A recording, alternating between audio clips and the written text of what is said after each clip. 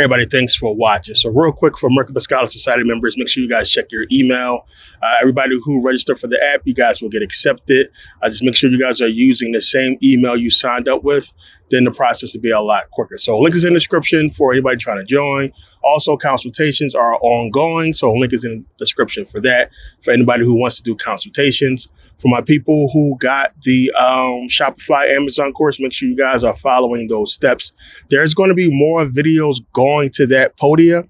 So if you bought the Shopify Amazon course, there'll be more videos added to that to update and to basically go along with those videos. There'll be more steps and more things you guys can use. And you guys won't have to pay for that. That'll be free. It'll just be added to the same download that you have from Podia. You'll see new videos come there. So it's about 2 new videos that's getting ready to come. So make sure you guys stay tuned for those next week. So let's get into this video. Okay, so again, like I said, I'm going to get back into talking about the Hebrew Israelite doctrine and everything like that. Even though I know this seems like it's going to be a sports video, but it's not. I'm just out here. It's a good spot to record. So make sure you guys are watching the videos. I put out a lot of videos already on the Hebrew Israelite doctrine. I have a lot of stuff out on that. But I see from the last video I put out, a lot of people have a lot of questions. And my bad, I know you guys emailed me about this stuff before. It took a minute for me to get to it.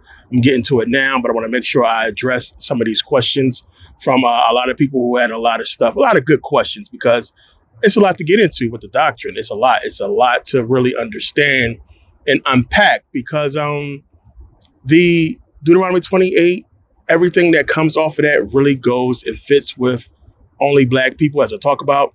But it's the history of, the Bible going back to the tribes and the people who have been kicking this same we're a Hebrew doctrine for a long time. So I know what's happening. A lot of you guys are seeing how old this doctrine is, or these teachings are.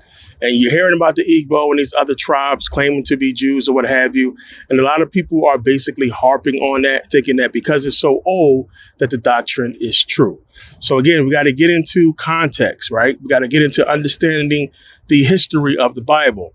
And the biblical story, again, has never been proven. And the thing is, one, as I broke down in the last video, you guys have to understand, when are you going to put the context of the Black Hebrews telling their story with the actual biblical history, right? When does it meet up? So you're either going to have, before the conquest of Kemet, us having proof of these Hebrew Israelites going out conquering and doing everything they were supposed to do, right? Which we don't have that. Or you're going to have where just poof, out of nowhere, we start getting these stories and this whole findings of the Hebrew Israelite people coupling with the religion. This is what we have. We don't have civilizations, multiple civilizations proven to exist, giving us historical accounts of the biblical Jews. We don't have that. If we had that, then it would give more validity to the story. What we do have is the biblical story, nothing else. Nothing outside of the biblical story has been proven true. So again, when we find so-called artifacts and everything like that, none of it adds up. None of it can be definitively and 100% proven to date back during that time. It's always surrounded with controversy. It's always an issue, because for the life of us, we can't find anything dating these people back during the time where they're supposed to have exist, which is why they're jumping and piggybacking on a lot of other stuff. So again, I had somebody say the Hyksos are the Hebrews. No, because the Hyksos, one, their style, the way they dressed, isn't consistent, or it doesn't fit what is described as the Hebrew dressed, biblically and outside of the Bible as well. So we can show, because the ancient Egyptians actually drew these people. No, it's not the Hyksos. So you have to look at who was around this time, who could fit with these people. And again, the only people that fit with the biblical Jews are the Greeks, as far as actions, conquests. There's no other people, there's no other tribe that we can look at to go and fit with the biblical Jews. It's nobody. It's nothing. So we got to go off of that. We have to go off of what the Greeks doing and see if we can look in history and compare that and pair it with what the Hebrews did. And I broke all that down and showed you guys. The only people that went out conquering during that time was the Greeks. And then, of course, we had the Romans later. But there's nobody who fits that conquest of African people more than the Greeks and the Romans. So again, there is no proof of any Hebrews conquering any Girgashites or Perizzites or Hivites, as I said in the last video. This is what you guys have to find. So I know you guys are upset. A lot of people was mad at that video. A lot of people think they have the answers, and they don't, because every time I get somebody to respond to what I said in the video, what I'm getting is biblical stories. Oh, this biblical character did something in the biblical, book. And the story, nothing outside of the story they're giving us. The biblical story hasn't been proven. So why would we take that as actual proof? We can't do that. So you guys got to ask yourself, what fits? What fits? So either the biblical story is 100% true and we just lost all of the doctrine, all of the manuscripts and everything through history, through time, right? And if that's the case, then how are we ever going to know what was actually said? Because we have manuscripts, but none of them dating towards the time or during the time this stuff's supposed to have happened. So we have to go off of what was copied and the copies and how the copies line up with history, and they do not line up with history. And that's the thing. That's what I've been talking about for years. They don't line up. So we got to go off of what we have, right? And what do we have? We have Ptolemy, right? Ptolemy II Philadelphus giving us the Septuagint Greek that was supposedly written by 72 Hebrew elders, right? So he basically commissioned these Hebrew elders to give us this whole doctrine and not doctrine, just basically the Hebrew law, I should say, because he wanted it for his library, and it don't make sense, right? So we have that. We don't have the manuscripts that was used to give us the Septuagint, right? We only have LXX, the letters of Orestes, basically stating that this is what supposedly had happened to bring the manuscripts into existence, right? So we don't have the actual proof. We only have that.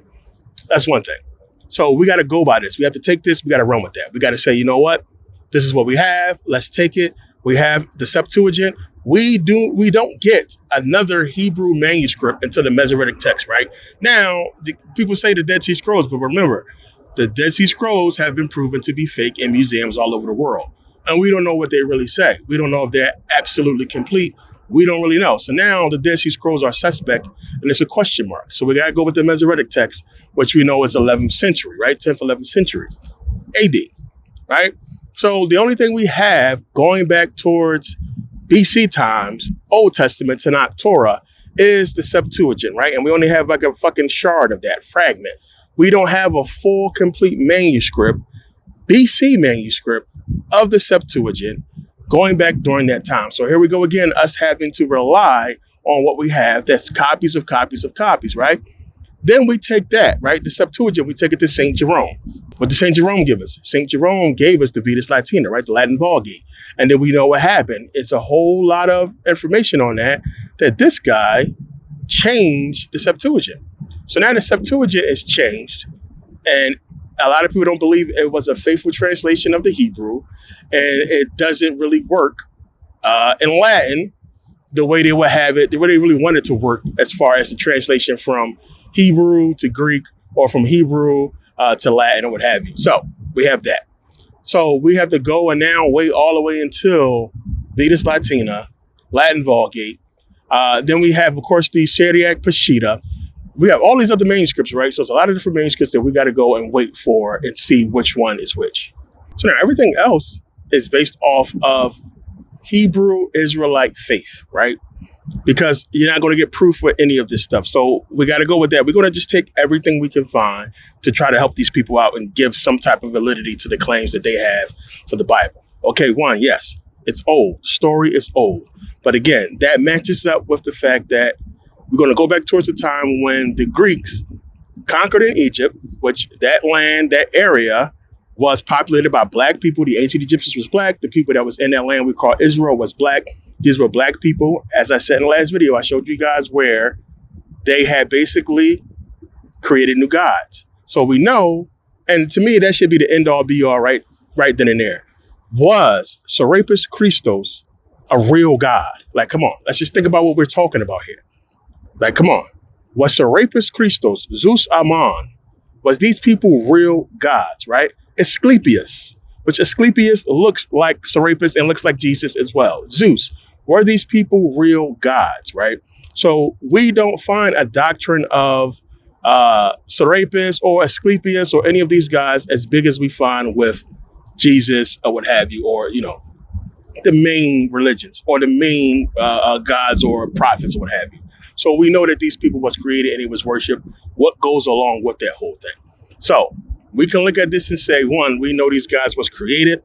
They was being put out there for people to worship. And again, you have to look at that and look at the fact that religions, doctrines, gods was being created for people to worship. And it just so happened that these gods was in the image of the Greeks and fucking Romans, right? So if you want to look at the fact that these people they enslaved black people, right? They gave us a doctrine to basically try to follow and commit, worshiping Serapis. The Greeks did this. Then the Romans took it and piggybacked off of it, right? What are you guys missing? I don't understand. What are you missing? We have this. We have this history. We have this proof that this stuff was created. So if this was created, what makes you think none of the other stuff was created? So they got to look at that, right? So we look at Asclepius, we look at Serapis Christos, we look at the fact that these guys was created for these people to basically worship. So we get Constantine, and Constantine basically says, okay, Christianity, this is the way to go. I'm going to become a Christian. I'm no longer going to be a pagan, right? So we know this was put out there for people to basically be called pagans who worship other gods other than Rome. So what about Serapis, right? So then now, if you have, as I showed you guys in the last video, if you have this cult, of Serapis, right? You have Asclepius, you have these other guys that these people are clearly, obviously worshiping, right? And they're called the worshipers of Serapis. And again, I showed you where we had Hadrian basically call these people Christians, right? So why wasn't these people called pagans? Why wasn't these people looked at as being derogatory or against the laws or the teachings or the religion of Rome? These people were simply accepted in their worship of a God that's different than the Christian God, than Jesus, right? Think about that. There's nothing out there. They didn't even tell us about Serapis. We didn't learn about Serapis until you went and dug for it. So how is it this big holy war where we have the whole Crusades and all of these wars, these holy wars, and these wars over these gods, and nobody's fighting over Serapis and nobody's fighting over these other ancient gods, but they're fighting over biblical gods? So again, we ask ourselves that question, what fits? What fits? And what fits is that this stuff had to be created. It had to be created for that purpose, the purpose of manipulation and control. And that's exactly what it was. So this stuff was basically created so that Rome would have control of the doctrine that was in power, the ruling doctrine of the day. You look around and you see people worshiping Serapis. You look around and you see people worshiping these other gods. And then now we say Christianity is going to come. Jesus is the God or what have you. And this is the religion that's going to dominate over all these other religions that's out there dominating right now. So we're going to get rid of all this stuff. And what happened? As the Pope came into power, as the church gained strength, what did they do? They started outlawing these other temples, tearing down these other temples, tearing down these other religions, calling people who was in any other type of worship pagans or what have you. And this is what happened. They was gaining control of those regions, of those lands, using religion, right? Nothing else fits.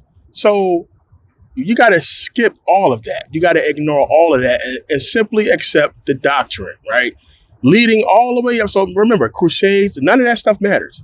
All of the codices, all of the biblical books, John Huss, John Merriman, all these other Bibles, which is like over 15, 16 Bibles before the King James Version. They want you to ignore all of that and accept the King James Version and what was said as being, depending on what type of Hebrew you is, as being the correct doctrine for Black people, right? We got to skip all that history and say, you know what? God fucked up. He gave it to all these people before us the wrong way. And then finally with King James, he gave us the correct version, which is for the Hebrews who believe that. Because you have different type of Hebrews that believe different things, and I've heard them all. So that's how those people have to look at it, because it don't make sense. If God's supposed to be perfect, then you would think he would get the doctrine perfect the first time. Why would he give the doctrine to your enemy before he give it to you? And then again, they want to say, well, that fits with the biblical story of how the Hebrews was doing wrong. We wasn't ready for the doctrine, and we had to go through slavery and everything we went through before we can get the correct translation from King James, which none of that bullshit fits, right? It's a lot to unravel. So again, I know you guys have a lot of questions. So many people sent me so much. You got to understand, and this is the biggest one that everybody missed. The King James Version was written 1604, 1611, right? Slavery was already in full swing. So when you're looking at Deuteronomy 28 and you thinking it just simply fits with Black history, slavery was already going on. So they just basically wrote about what they knew was already happening to the slaves. That's all. That's all they did.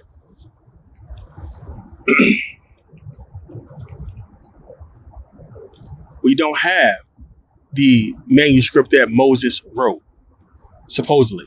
We don't have any of the original doctrines, the original manuscripts. So you would have to take that the King James Version somehow is perfect or matches with what the original said. And the King James Version doesn't match with the Septuagint.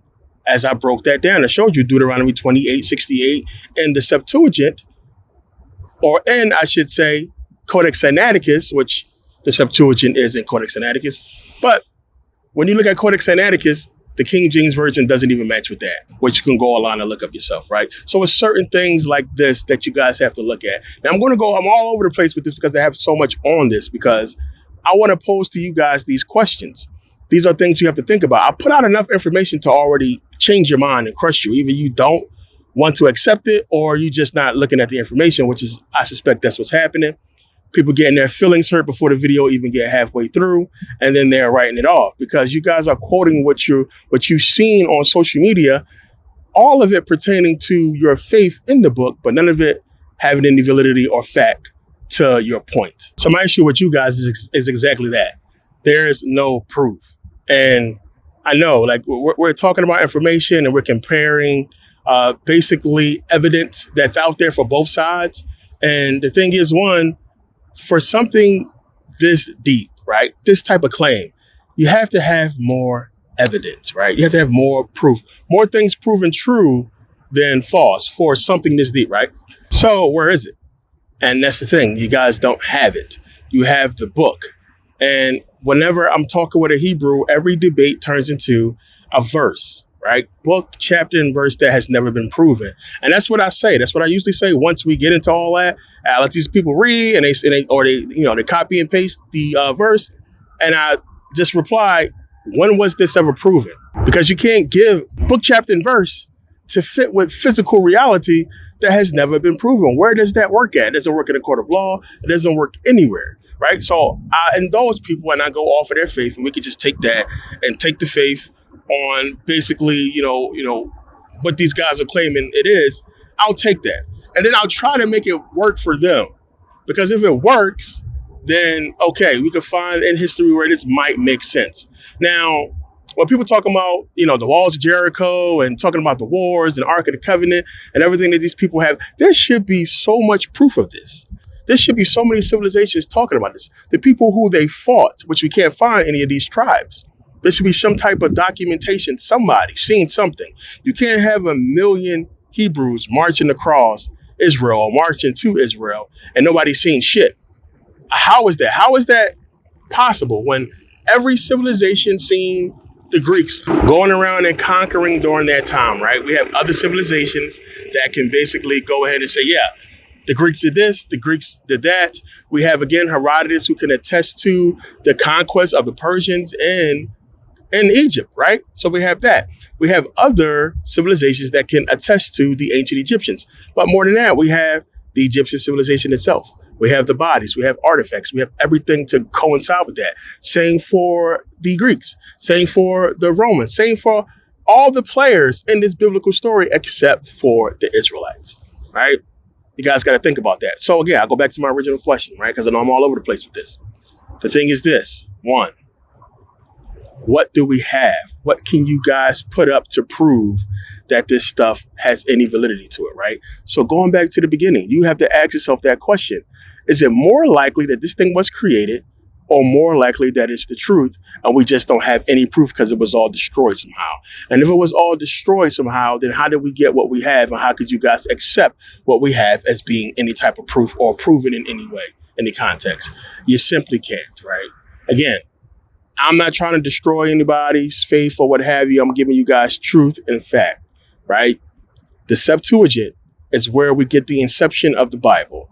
Nothing before that. I gave you guys Hebrew is Greek by Dr. Joseph Yehuda, who basically proves 100% that the Hebrew and Arabic languages was created by the Greeks, which is why that book is $10,000 if you can find a copy. We don't have it. It's a rare book. I posted that as well. And it's a reason why the book is scarce, because the book has never been debunked. You can go and look at any type of, let's just say, negative insight into the book or detractions or what have you. Or, I always tell you guys when you're doing any research, especially if you go on Wikipedia or something like that, go scroll all the way to the bottom and look at what people said against this information and see what holds up. Nothing holds up to that book, right? People have critiqued it. And some people gave issue because remember, Dr. Joseph Yehuda wrote the book, but one of his students finished it and put it out. But again, it's like trying to disprove 1 + 1 is 2, right? You can't, in that context, if you understand how to read and write those languages, he broke it down, he killed it. There's no way around it. That's why if you find a copy of the book and you have the money, you buy it immediately. You can put it out on eBay or Amazon for whatever price you want. Somebody's going to buy it. So we have that, right? We have that.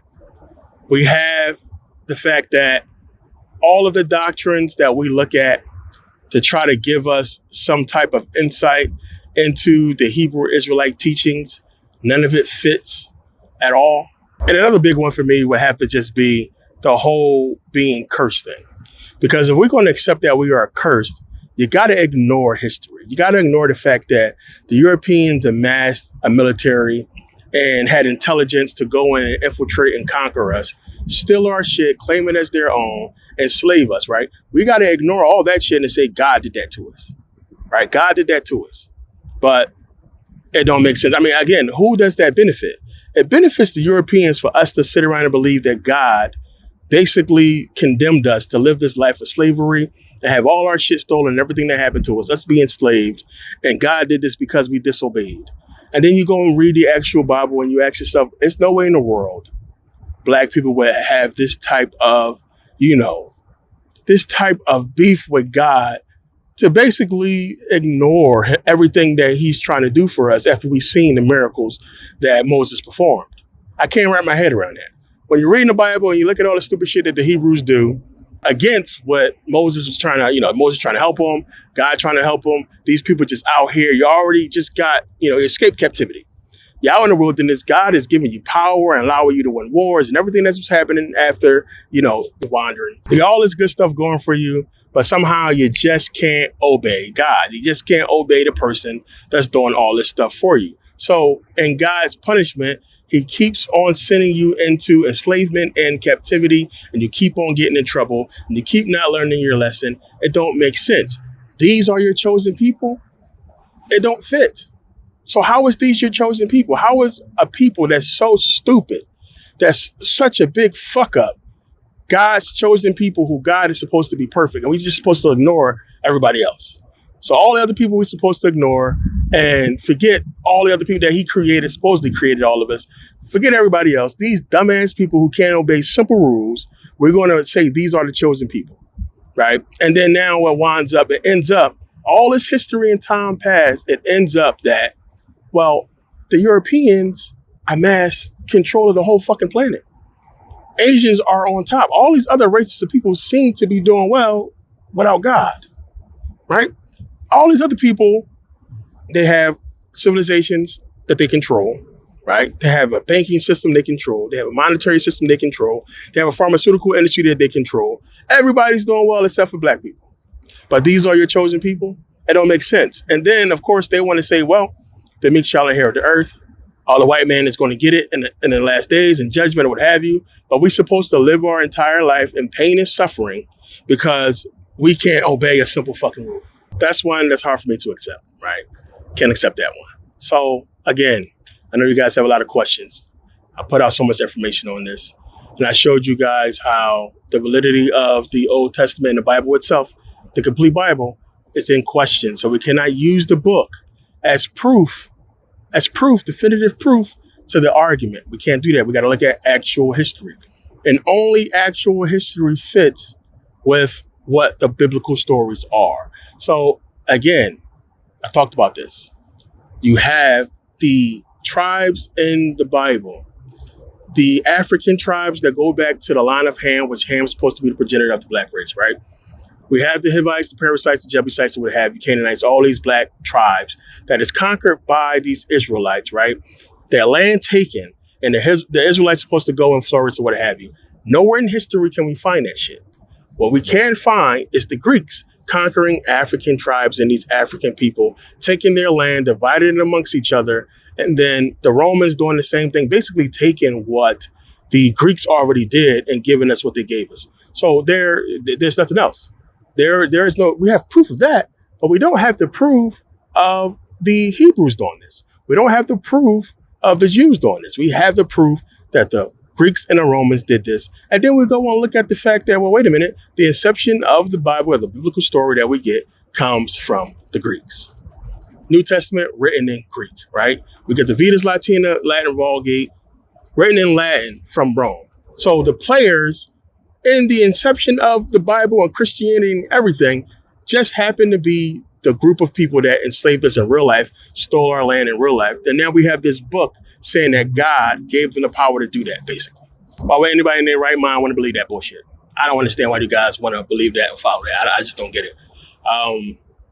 To walk around and feel like and believe that you're cursed, it's crazy. It's crazy. It's ridiculous to actually walk around believing that you're cursed because of what some book that you never read says that don't even fit with actual history or anything pertaining to us at all, really. It's bogus to me. So it's something you guys got to really think about. And again, there is no need for the arguments. And I get so many like hateful emails and, you know, I debate with people that makes a little bit of sense, but there's no need for that. When everything that you guys are talking about, everything you guys are really trying to push it needs 100% of a person's faith and belief in order for it to work, because you guys can't offer these people no proof. Somebody said to me that I need to stop doing what I'm doing and come back to God and come back to the correct teaching and teach our people this correct doctrine of what's supposed to be the true belief or religion of black people. It don't make fucking sense. It don't fit at all. So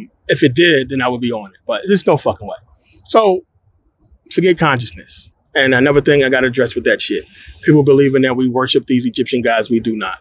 The ancient Egyptians didn't worship these people. They revered them. They created these beings as being aspects of nature and our body and reality that actually exist, not for us to worship them the way you guys worship Jesus or say you worship Jesus, right? So, not to be condescending or sound, be funny or anything like that, but we don't worship these guys. I don't go to bed at night and pray to fucking Osiris, right? I don't pray when I need something. I'll fall to my knees and beg Isis and Osiris and fucking Anubis for stuff. Okay, so, I go out and work just like you guys should be doing. There's no need for any of the bullshit. The back and forth, because when I'm crushing it, that's what I get. I get insults. And I'm going to get insults on this video. The thing I want you guys to do is to open up your mind and look at an alternative and ask yourself some very real questions that's going to be tough for you guys to answer without research. And that's one, what's more likely? And that's what I always come to, that conclusion. At the end of it is what's more likely to be true. Either the stuff actually happened and we just lost it, meaning we can't trust what we have today because it's been lost. We have stuff that somebody obviously found a sample of and built on it to create a doctrine of control, right? Either you're going to accept that or you're going to accept that the stuff is true, right? And is it proof to the truth? No, there's no proof to the truth, right? There's more proof to the deception, right? So which one are you going to accept, right? And it is up to you guys to decide which one that's going to be. So yeah, for my Merkabah Scholar Society members, make sure you guys check your emails and everything. Make sure you guys are on the app. The video is already out for the meeting. The link is on the app. Everything's going to go through the app. The site is going to get reworked and get integrated in with the app. So right now you want to make sure you're on the app. Important video as to the next step of the society is in the last meeting. So you guys want to make sure you guys see that, because there's going to be a lot more to that to come, right? So make sure you guys are on top of that. Also, again, links are in the description for people trying to join. Anybody who want a consultation, links are in the description for that. I wanted to touch on this video real quick while I was on my way home. Just jump out and do this video real fast and make sure I answer some of these questions because it's been a while. But yeah, I appreciate you guys, the people I've had good dialogue with on this whole subject, and the people who really are knowledgeable about this whole thing. I appreciate the information on it. But it's fine, I just want people to do their research and make sure you guys are looking into the right sources to get you to the answers that you're looking for, because it's so much information on YouTube, so much information online, and you guys really got to look for what fits you and what works for what you're trying to get to. If it's the truth, then you're in the right place. If you just want something to fit with your argument or what you want to believe, then keep on looking. But again, I have a lot of videos on this, and I appreciate the people who watched and had respectful dialogue on the whole topic. We're not done. There's a lot more we're going to get into with all this. And the doctrine is gaining more traction. A lot of people coming and watching the videos I have. And I appreciate you guys who've been sharing the videos, because a lot of cases, somebody comes to one of you guys and you guys go to my YouTube and get a video I put out on this and send it to them to watch. And then I get questions. But I appreciate that, because that's a good way to do it, because it's good information in those videos. So yeah, appreciate everybody who's been supporting. Links in the description for everything. I'll see you guys next video. Peace.